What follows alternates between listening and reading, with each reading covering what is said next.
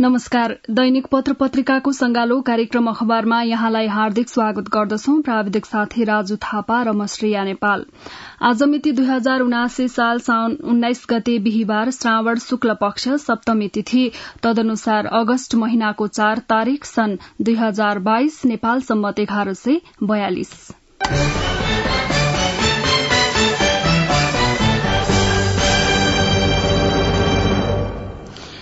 आज राजधानीबाट प्रकाशित विभिन्न दैनिक पत्र पत्रिकामा फरक फरक विषयमा खबरहरू छापिएका छन्। गोरखापत्र दैनिकको मुख्य खबरबाट कार्यक्रमको शुरूआत गर्दैछौं। उदयपुरमा फर्कियो कोशी शीर्षकमा छापिएको खबर हो यो। उदयपुरको बेलका नगरपालिका 8 डुम्री बोटेबाट सप्तकोशीको भंगालो मानव बस्तीमा पस्दा 1500 घर परिवार डुबानमा परेका छन्। करिब 10,000 घर डुबानको उच्च जोखिममा रहेका छन्। सप्तरीमा पनि यसको असर पर्ने भएको छ, तर हालसम्म मानवीय क्षति भने भएको छैन। बुधबार बिहान करिब 4 बजे नदीको भंगालो बस्तीमा पस्दा बेलका नगरपालिका वडा नम्बर 1, 2, 3, 8 र 9 का बासिन्दा विस्थापित भएका छन्। उनीहरूलाई स्थानीय तहको समन्वयमा रहेको टोलीले उद्धार गरिरहेको छ। क्षतिको यकिन तथ्याङ्क आउन बाँकी रहेको प्रमुख जिल्ला अधिकारी वीरेन्द्र कुमार यादवले जानकारी दिनुभयो। उहाँका अनुसार दिनभरमा करिब 900 घर परिवारलाई सुरक्षित स्थानमा सारिएको छ भने अन्यको उद्धार कार्य चलिरहेको छ। उद्धारमा स्थानीय स्तरमा बनेका डुङ्गा, ट्र्याक्टर, सुरक्षा निकायका सवारी साधन प्रयोग भएका छन्। नदीले कटान तीव्र पारेपछि नेपाली सेना, सशस्त्र प्रहरी बल, नेपाल प्रहरी, जनप्रतिनिधि तथा सर्वसाधारण समेतले विस्थापितको व्यवस्थापनका साथै उद्धार गरिरहेका छन्। नेपाली सेनाको नम्बर 2 बाहिनी अड्डाका बाहिनीपति सहायक रथी प्रकाश देउजाका अनुसार उदयपुर, इटहरी, कोशी टप्पु लगायतका क्षेत्रबाट सेनाको टोली मोटर बोट सहित परिचालन भएको छ। थप मद्दतका लागि अन्य टोली र हेलिकप्टर तैनाथी अवस्थामा राखिएको छ। बेलका नगर प्रमुख अशोक कार्कीका अनुसार उद्धार गरिएका मध्ये अधिकांश आफन्त तथा नाताको शरणमा गएका छन् भने केहीलाई विद्यालय र सामुदायिक भवनमा बस्ने व्यवस्था मिलाइएको छ। पीड़ित रामबहादुर राईले डुबान भएपछि लगाएको लुगा बाहेक सबै छाडेर भागेको बताउनुभयो। गाउँमा सबै रोई कराई गर्दै उच्च ठाउँको खोजीमा भागेर ज्यान जोगाएको उहाँले बताउनुभयो। भंगालोको पानी जम्दै जाँदा डुबान क्षेत्र पनि बढ़दै गएको छ। यसले थप क्षति र जोखिम बढ़ाइरहेको छ। सप्तरी र सुनसरीका केही भूभाग समेत डुबानको उच्च जोखिममा रहेको स्थानीयवासीले बताएका छन्। उदयपुरमा फर्कियो कोशी, 10,000 परिवार उच्च जोखिममा, 40-50 बिघा जमीन कटान, मोटर बोट सहित सुरक्षाकर्मी परिचालन। गोरखापत्र दैनिकले मुख्य खबर छापेको छ। यता गोरखापत्र दैनिकले नै अग्रपृष्ठमा धार परिवर्तन नै मुख्य समस्या शीर्षकमा खबर बनाएको छ। सप्तकोशीले बुधबार बिहान धार परिवर्तन गरेपछि उदयपुरको बेलका नगरपालिकाका 1000 भन्दा बढ़ी घर डुबानमा परेका छन्। तर यो कोशीको मात्र समस्या होइन, नेपालका अन्य ठूला साना नदीमा पनि धार परिवर्तनको समस्या रहेको छ। मध्य नेपाल भएर बग्ने नारायणी नदीले पनि बेला बेलामा बहाव फेर्न बल गरिरहन्छ। गत वर्ष चितवनको सिसवार पोस्टबाट नारायणीले बहाव फेर्न खोजेको चितवनका प्रमुख जिल्ला अधिकारी असमान तामाङले बताउनुभयो। उहाँले भन्नुभयो, नारायणीको ठूलै भंगालो पसेपछि बस्ती पट्टी नआओस् भनेर 4वटा स्पर तत्काल निर्माण गरियो र नारायणीलाई रोकियो। पोहोर बस्ती छिर्न खोजेकाले यसपालि पनि त्यो क्षेत्रमा सम्भावित भाव परिवर्तन हुन सक्ने भएकाले निगरानी बढ़ाइएको उहाँले बताउनुभयो। नारायणी पश्चिम हुँदै जाँदा पूर्वी र पश्चिम नवलपरासीका विभिन्न क्षेत्रमा भाव परिवर्तनको प्रयास भइरहेको नवलपरासी पूर्वका प्रमुख जिल्ला अधिकारी सुमन घिमिरेले बताउनुभयो। नेपाल भारत गण्डक बाँध पछिको पश्चिम क्षेत्रमा नारायणीले बारम्बार धार परिवर्तन गरेर नेपाली भूभागमा प्रवेश गर्ने क्रम निरन्तर छ। नदी छेक्न बनाइएको स्परको मर्मत सम्भार समयमा नहुँदा स्थानीयवासीको घरबारसँगै खेतबाली नष्ट हुने गरेको गुनासो बढ़दो छ। गत वर्ष कमला नदीले बहाव परिवर्तन गर्दा धनुषाका धेरै बस्ती डुबानमा परे। यस वर्ष पनि ती क्षेत्र जलमग्न छन्। पश्चिम र सुदूरपश्चिम नेपालको कर्णाली र महाकालीको बहाव परिवर्तनले पनि बारम्बार बाढ़ी डुबान जस्ता विपदको समस्या बढ़ाएको छ।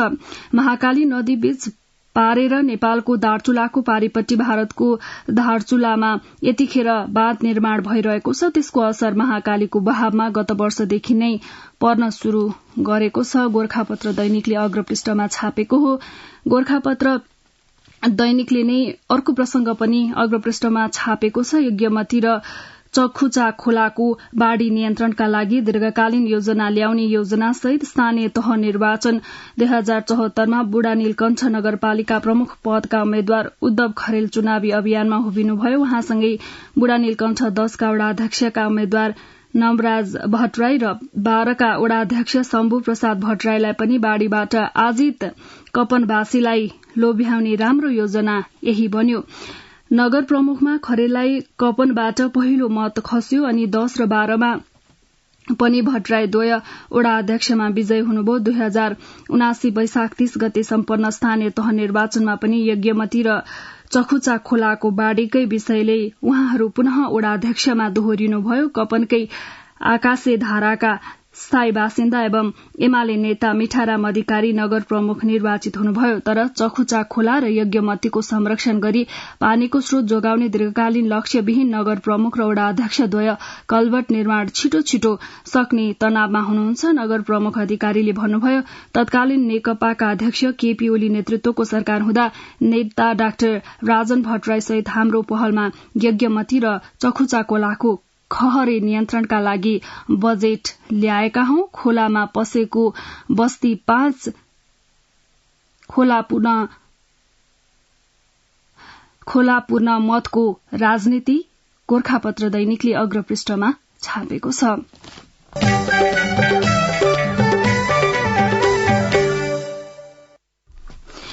मनसूनजन्य त्रासदीपूर्ण 2 महिना 710 घटना 97 जनाको मृत्यु राजधानी दैनिकले अग्रपृष्ठमा छापेको छ। मनसूनजन्य विपदका 2 महिनामा देशभर 97 जनाको ज्यान गएको छ। यस वर्ष 18 जेठबाट नेपालमा मनसून शुरू भएको हो। यो मिति यता 18 साउनसम्मको 2 महिनाको अवधिमा मनसूनजन्य विपदका 710 घटनामा परि 97 जनाको ज्यान गएको गृह मन्त्रालय अन्तर्गतको राष्ट्रिय आपतकालीन कार्य सञ्चालन केन्द्रले जनाएको छ।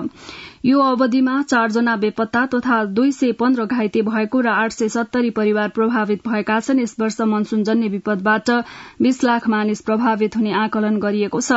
2 महिने अवधिमा 157 घर पूर्ण रूपमा क्षति हुँदा 247 घर आंशिक प्रभावित बन्न पुगेको छ। यो अवधिमा सबैभन्दा बढ़ी 38 घटना झापा र त्यसपछि 28 घटना सुनसरीमा भएको छ। कैलाली, अछाम, म्याग्दीमा सबैभन्दा बढ़ी मृत्यु भएको छ। ती जिल्लामा यो अवधिमा 5-5 जनाको ज्यान गइसकेको छ। त्यस्तै कञ्चनपुर, तनहुँ, धादिङ र बागलुङमा 4-4 जनाको ज्यान गएको तथ्याङ्क छ। यसै गरी यही अवधिमा ताप्लेजुङ, पाँचथर, संखुवासभा, गोर्खा, प्युठान, कपिलवस्तु र दाङमा 3-3 जनाको ज्यान गइसकेको छ। यसै अवधिमा घटेका विपदजन्य घटनाबाट सप्तरी, बारा, पर्सा, चितवन, मकवानपुर, रोल्पा, गुल्मी, बर्दिया र सल्यानमा 2-2 जनाको मृत्यु भएको छ। मनसूनजन्य त्रासदीपूर्ण 2 महिना 710 घटना 97 जनाको मृत्यु गोरखापत्र राजधानी दैनिकले अग्रपृष्ठमा छापेको छ।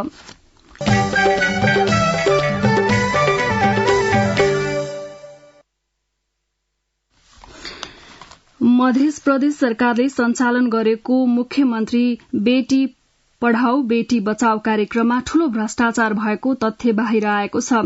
कार्यक्रम अन्तर्गत ब्राण्ड नखुलेका कमसल तथा गुणस्तरहीन लेडीज साइकल खरिद गरेर छात्रालाई वितरण गरेको पाइएको छ।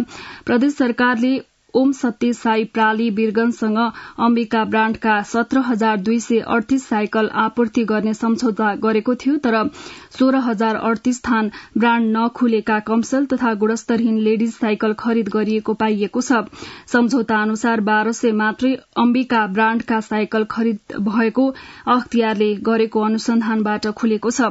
छात्राको साइकल खरिदमा अनियमितता भएको भन्दै अनुसन्धानपछि अख्तियार दुरूपयोग अनुसन्धान आयोगले मुद्दा हालेको छ। मुख्यमन्त्री लालबाबु राउतद्वारा सञ्चालित बेटी पढ़ाऊ बेटी बचाऊ कार्यक्रममा 10 करोड़ 33 लाख अनियमितता भएको हो। अख्तियारले प्रदेश सचिव एम प्रसाद भूषाल सहित 10 जना विरूद्ध 2वटा भ्रष्टाचार मुद्दा विशेष अदालतमा दायर गरेको अख्तियार प्रवक्ता एवं सहसचिव श्याम प्रसाद भण्डारीले जानकारी दिनुभयो।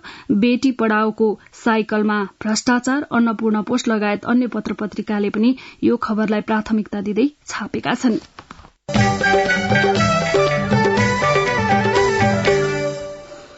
तपाईं यति बेला दैनिक पत्र पत्रिकाको संगालो कार्यक्रम अखबार सुनिरहनु भएको छ। अब एकैछिन विज्ञापन र सन्देश। सुरेश, के छ खबर? कहाँ छौ? मेरो सब ठिक छ यार, अफिसमा छु। अनि घर तयार भयो तिम्रो? घर त तयार भयो यार। अब घरमा इन्टरनेट, टेलिभिजन लाइन अनि टेलिफोन नम्बर पनि लिनु थियो। अब तिमी नै छौ यहाँ नेपालमा पाइने सुविधाको बारेमा जानकार भएको। म त 15 वर्ष भयो यार देशबाट टाढा भएको। सजेस्ट गर न यार, कुन राम्रो होला? इन्टरनेट, टेलिभिजन लाइन र टेलिफोन सेवाका लागि हो भने आँखा चिम्लेर नेपाल टेलिकमको fibre to the home FTTH सेवा लिहाल। तिमीलाई चाहिएको सबै सुविधा नेपाल टेलिकममा पाउँछौ। ढुक्क भएर लिँदा हुन्छ। ल गजब भएछ, मलाई चाहिएको सबै सुविधा एउटै फाइबरबाट पाउने भएपछि। थ्याङ्क यू यार। थ्याङ्क यू मलाई भन्दा नेपाल टेलिकमलाई भन, जनतालाई निरन्तर सेवा दिँदै आएको छ। नेपाल टेलिकम, राष्ट्रको सञ्चार। कार्यक्रममा पुनः स्वागत छ। अब विभिन्न दैनिक पत्र पत्रिकामा छापिएका बाँकी खबरहरू। निर्वाचन घोषणाको अन्तिम तयारीमा सरकार, नयाँ पत्रिका दैनिकले मुख्य खबर बनाएको छ। सरकारले प्रतिनिधि सभा र प्रदेश सभा निर्वाचन घोषणाको अन्तिम तयारी गरेको छ। सत्ता गठबन्धनका शीर्ष नेताहरूले 4 मंसिरमा एकै चरणमा निर्वाचन गर्न प्रधानमन्त्री शेरबहादुर देउवालाई सुझाएका छन्। कुनै नयाँ राजनैतिक घटनाक्रम नभई बिहिबार बस्ने मन्त्री परिषद बैठकबाट मिति घोषणा गर्ने सरकारको तयारी रहेको छ। निर्वाचन आयोगले गरेको सिफारिश अनुसारको समय सीमा कटेको 2 सातापछि सरकारले निर्वाचनको मिति घोषणाको तयारी गरेको हो। प्रधानमन्त्री देउवाले निर्वाचन घोषणाबारे प्रमुख प्रतिपक्षी दल एमाले, सभामुख र कानूनविद लगायत सरोकारवालासँग परामर्श गरिसकेको कांग्रेस प्रवक्ता डाक्टर प्रकाश शरण महतले बताउनुभयो।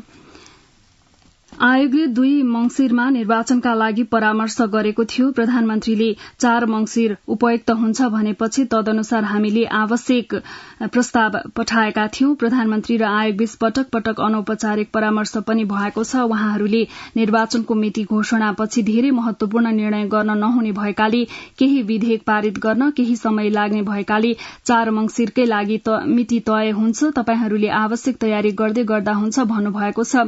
मिति नतोकिए पनि आयोगले मतदान केन्द्रको पुनरावलोकन गर्ने काम अगाडि बढ़ाइसकेको छ। अन्तिम तयारीमा छ। अन्तिम मतदाता नामावली अद्यावधिक गर्ने कार्यविधिको पनि तयारी भइरहेको छ। दल दर्ताका लागि संघ र प्रदेशमा आवश्यक सूचनाको तयारी गरिरहेको छ। यही साता निर्वाचन घोषणा हुँदा 4 मंसिरमा निर्वाचन गर्न कुनै बाधा हुँदैन, प्रमुख निर्वाचन आयुक्त दिनेश कुमार थपलिया भन्नुहुन्छ। यसैबीच सरकारले प्रतिनिधि सभा र प्रदेश सभा चुनावको घोषणाको गृह कार्य गरिरहँदा सुरक्षा निकायले पनि आफ्नो तयारी थालेका छन्। स्रोत साधन पर्याप्त उपलब्ध गराए एकै चरणमा निर्वाचनका लागि सुरक्षा निकाय सक्षम रहेको उनीहरूको भनाइ छ। गृह मन्त्रालयका प्रवक्ता फणीन्द्र मणि पोखरेल एकै चरणमा निर्वाचनका लागि सुरक्षाको दृष्टिकोणले कुनै समस्या नभएको बताउनुभयो। निर्वाचनको घोषणा भए लगत्तै सुरक्षा योजना बनाएर अघि बढ़ने उहाँको भनाइ छ। गत 31 वैशाखमा स्थानीय तहको निर्वाचन सहज रूपमा एकै चरणमा गरेकाले प्रतिनिधि सभा र प्रदेश सभाको निर्वाचनका लागि ठूलो समस्या नभएको प्रहरी अधिकारीहरू बताउँछन्। निर्वाचन घोषणाको अन्तिम तयारीमा सरकार, नयाँ पत्रिका दैनिकले मुख्य खबर बनाएको छ।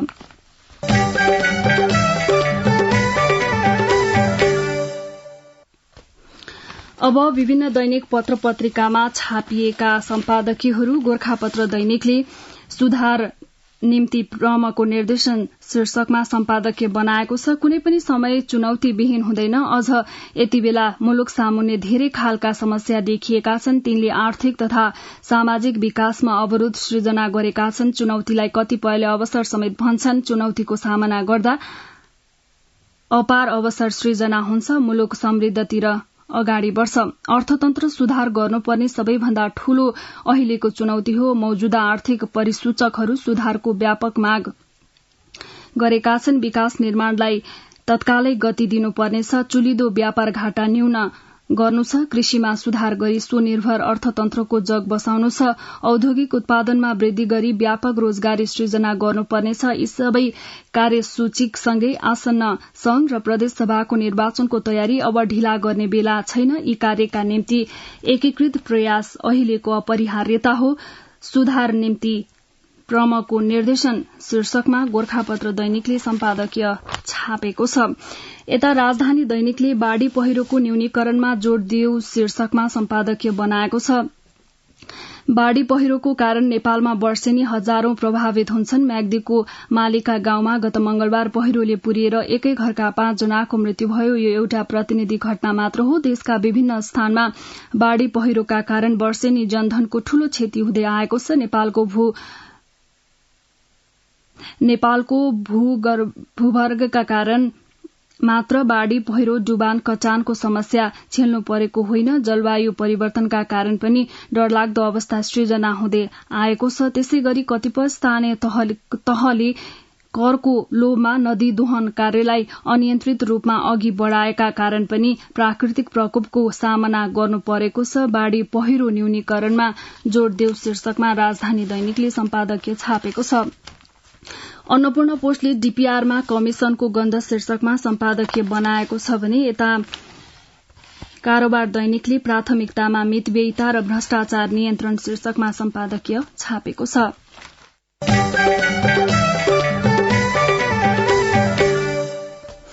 विभिन्न दैनिक पत्र पत्रिकामा छापिएका सम्पादकीयपछि अब बाँकी खबरहरू। पछिल्ला 18 दिनमा कोरोनाबाट 16 संक्रमितको मृत्यु भएकोमा 12 जना कोरोना विरूद्धको खोप नलगाएका छन्। स्वास्थ्य मन्त्रालयका अनुसार मृत्यु भएका मध्ये 12 जना 1 डोज पनि खोप नलगाएका, 2 जना दोस्रो डोज लगाएका र 2वटा बुस्टर डोज समेत लगाएका थिए। 1 साउनदेखि बुधबारसम्म 18 दिनमा 16 संक्रमितको मृत्यु भएको छ। उनीहरू सबैजसो दीर्घरोगी र 50 वर्ष नागेका छन्। मन्त्रालयका प्रवक्ता डाक्टर समीर कुमार अधिकारीले भने मृतक मध्ये 75% खोप नलगाएका छन्। नागरिकहरू खोप नलगाएर मरिरहेका छन्, तर दाताले अनुदानमा दिएको 2 लाख डोज कोविशील्ड केही दिन अघि मात्रै म्याद सकिएर खेर गएको छ। कोरोना महामारी शुरू भए यता 2.5 वर्षमा देशभर 11,968 को मृत्यु भएको छ। 18 दिनमा 16 संक्रमितको मृत्यु, 12 जना खोप नलगाएका नयाँ पत्रिका दैनिकले अग्रपृष्ठमा छापेको छ।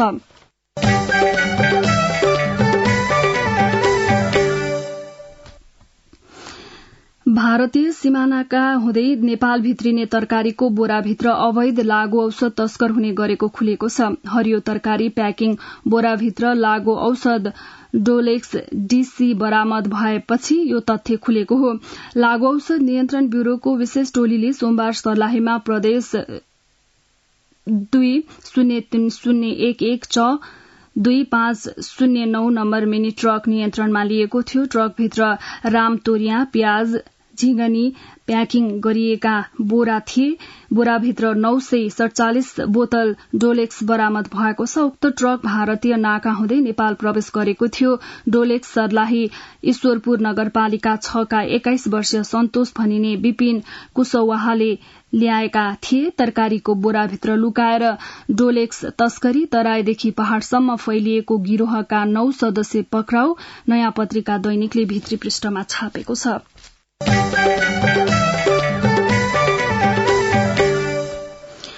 सड़क विभागले 70 करोड़ रूपियाँ खर्चेर कालोपत्रे गरेको दोलखा सिंगटी सड़क काम सकिएको 2 वर्ष नहुँदै भत्किएर अस्तव्यस्त बनेको छ। यो जिल्लाको उत्तरी क्षेत्र प्रवेश गर्ने मुख्य मार्ग हो। कालोपत्री भत्किएर बनेका खाल्डोमा पानी जमेपछि चालक तथा यात्रुले शास्ति बिहोर्नु परेको छ। सड़क विभागले 2073 साल असोजमा 35 किलोमिटर लामो यो सड़क कालोपत्री गर्न ठेक्का लगाएको थियो। सड़क निर्माणको ठेक्का पाएको कम्पनीले 2 वर्ष अघि कालोपत्री गरेर डिभिजन सड़क कार्यालय चरीकोटलाई हस्तान्तरण गरेको पनि थियो, तर डिभिजन सड़क कार्यालयले उक्त सड़कको मर्मत तथा व्यवस्थापनमा चासो नदिएपछि अहिले तहस नहस हुने गरी भत्किएको छ। कालोपत्रे गरेको 2 वर्षमै भत्कियो दोलखा सिंगटी सड़क, नयाँ पत्रिका दैनिकले भित्री पृष्ठमा छापेको छ।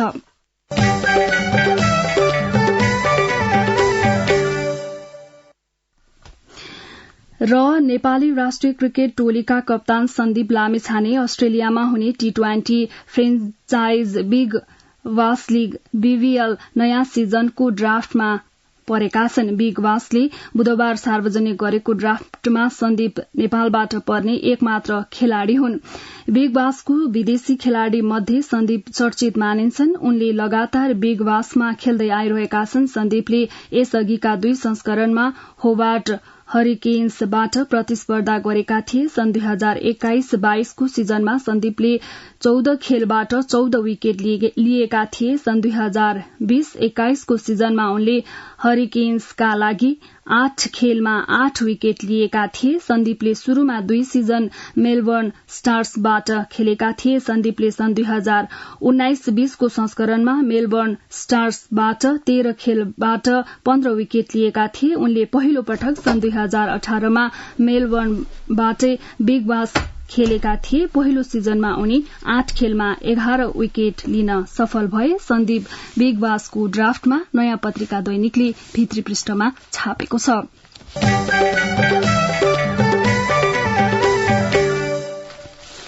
विभिन्न दैनिक पत्र पत्रिकामा छापिएका यिनै विविध प्रसंगसँगै हामी कार्यक्रमको अन्त्यमा आइपुगेका छौं। प्रविधिमा सहयोग गर्नुहुने राजु थापालाई धेरै धन्यवाद दिँदै म श्रेया नेपाल पनि बिदा हुन्छु। यसपछि कार्यक्रम अन्तर्संवाद सुन्न सक्नुहुनेछ। हवस् त, नमस्कार।